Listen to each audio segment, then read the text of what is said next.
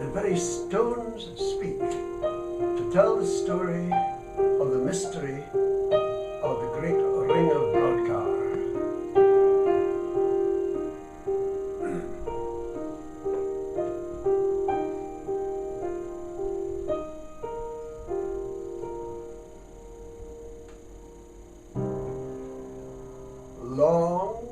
Long ago, before our time, before the time of the Vikings, before the time of the little people who lived among stones, at a time when memory itself creeps into the mist,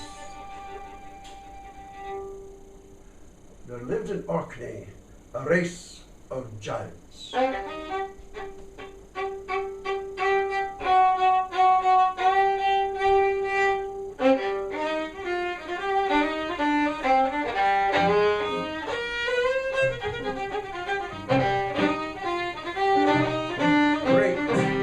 Big, ugly, stupid, fighting creatures. They did their business and conducted their rituals by night. They had heard that a touch of the sun meant death to them. And so in the daylight hours, they hid themselves under the earth in the safe and secret dark. How exactly they vanished, no one knows for sure.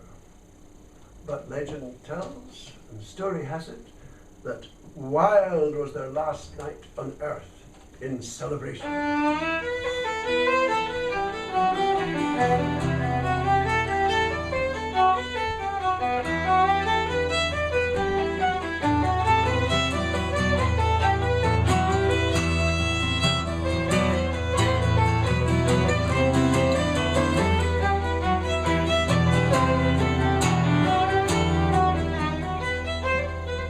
From sunset on that night of nights, the night of midwinter solstice, the ritual dance was to last till just before break of day, before the first gleam of sun glanced over the sea.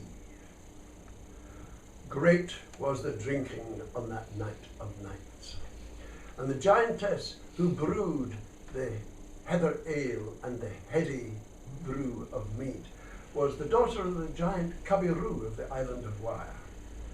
Never was her ale stronger, never her mead sweeter to the tongue. All the giants in Orkney were gathered there that night. As they drank down hogshead after hogshead of that heady mead, that heather ale,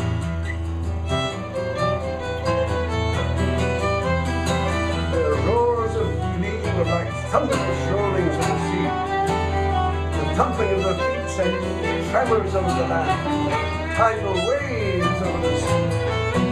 Round and round they whirled, the tempest of the tides like a howling gale. Round and round against the world, wilder and wilder the dances grew until one, the soberest of the giants, saw the first grey creeping into the dark and started to blunder homewards. Time to be gone, he said, and a few of his drunken, blundering companions followed him across the island towards Mays Howe and the Loch of Stenness home. But the frenzy of the drink and the dance was on them. Not even the sun will stop our dancing, roared out Brodgar, the largest and strongest of the giants. He alone, his name comes down as he led the other dancers round and round in a whirl of madness. The sun rose.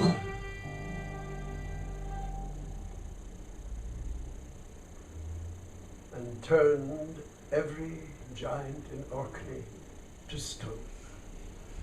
And there they stand still, Brodgar and his companions, petrified for all time, caught and held as they were on their last living night on earth.